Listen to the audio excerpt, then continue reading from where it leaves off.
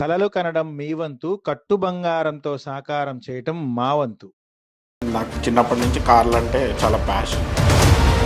So financial problems వల్ల హైదరాబాద్ వచ్చేయాల్సి వచ్చింది. Father మొత్తం అందరం కలిసి వచ్చేసాం. ఒకరోజు యాక్టివా డ్రైవర్ రాలే, అట్లా నన్ను తీసుకెళ్ళి డైలీ 50 రూపీస్ అతనికి ఇచ్చేవాళ్ళంట. ఏదే ఆ డ్రైవర్కి. కానీ ఇక్కడ యాక్టివ్ వదిలేరు. దెన్ అగైన్ అక్కడ ఆ పెయిన్ అట్లా ఫాలో అయినోడికే తెలుస్తుంది. ఇదే ఆలోచన ఉండేది, వేరే ఆలోచన ఏమి ఉండేది కదా.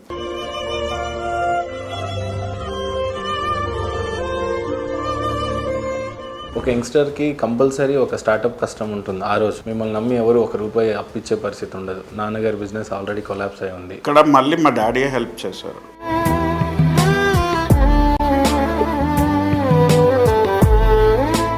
ఏం పేరు పెట్టారు అప్పుడు? Fast tracks.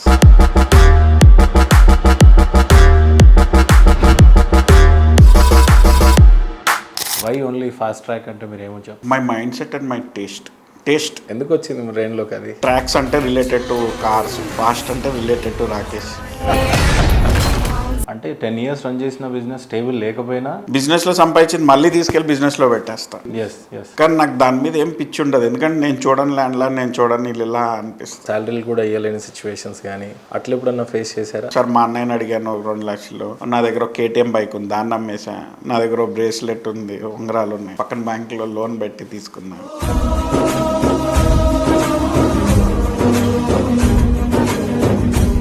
Being a Indian entrepreneur, ఒక ఇండియన్ ఇలా ఉండాలి అని అంటే ఎలా ఉంటే బాగుంటుందని మీ ఫీలింగ్? నేను ఎంటర్ప్రెన్యూర్లో కమర్షియల్ ఎంటర్ప్రెన్యూర్ అండి.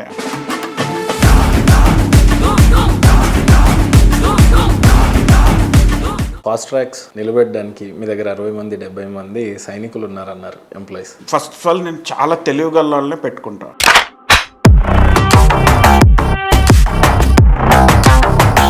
నా దగ్గర ఉన్న ప్రతి ఒక్కడు నేను ఛాన్స్ ఇస్తే నన్ను నమ్మేస్తాడు.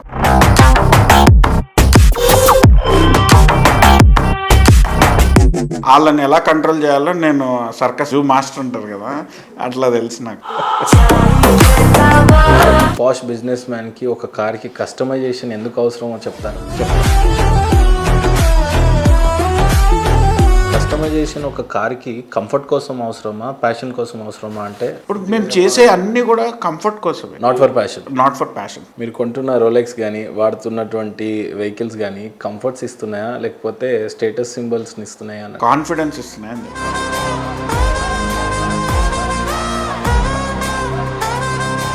మధ్యలో ఈ పూజ కాన్సెప్ట్ ఏంటన్నా? పొద్దున్నే లెగవటం, అగరబత్తి పెట్టడం, రోజు 108 ఓం నమః శివాయ అని పొద్దున్నే.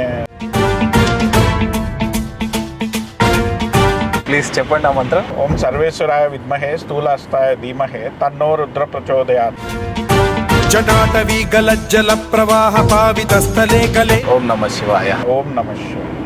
ఒక సెలబ్రిటీ కార్ని నేను డిజైన్ చేసి పాపులర్ అయిపోవాలి. నేను ఏ రోజు కూడా నేను ఒక సెలబ్రిటీకి షేక్ హ్యాండ్ ఇచ్చాను, లేకపోతే ఒక VIP వచ్చాడు, అది మేము పోర్ట్రే చేయం.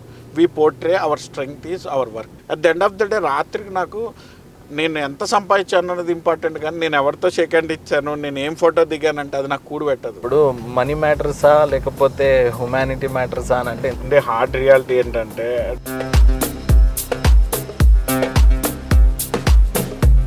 నేను కూడా ఒక కామన్ మ్యాన్ లానే ఒక పబ్కి వెళ్ళా, ఒక జిమ్కి వెళ్ళా, అందరిలానే నాకు కూడా అటెన్షన్ కావాలి, నాకు మర్యాద కావాలి.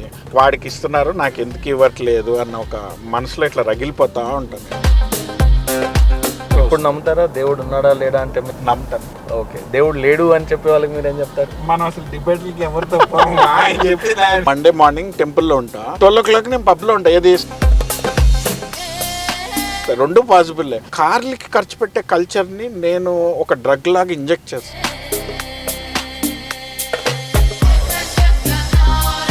రోజు 4 కొత్త వాళ్ళని పరిచయం చేసుకుని వాళ్ళతో నైట్ పార్టీ చేసి తాగి, లేకపోతే వాళ్ళతో PR పెంచుకుని, కనెక్షన్స్ పెంచుకుని బిజినెస్ తెచ్చుకుందాం అనుకున్న వాళ్ళు ఒకళ్ళు. నా దగ్గర ఉన్న బిజినెస్ టాక్టిక్స్ కానీ రాకేష్ గారు ఇండియాలో ఉన్నవా మాడిఫై చేసేటువంటి నేను టాప్ 5లో ఉంటానండి. ఫర్ టాప్ 5లో నా my story is one of the biggest story in India. లైఫ్లో బాగా సక్సెస్ అయ్యి ఎంజాయ్ చేసిన టైం చెప్పండి. ఇప్పుడు నేను పోస్ట్ చేసేదే ఎంజాయ్మెంట్, ఎందుకనంటే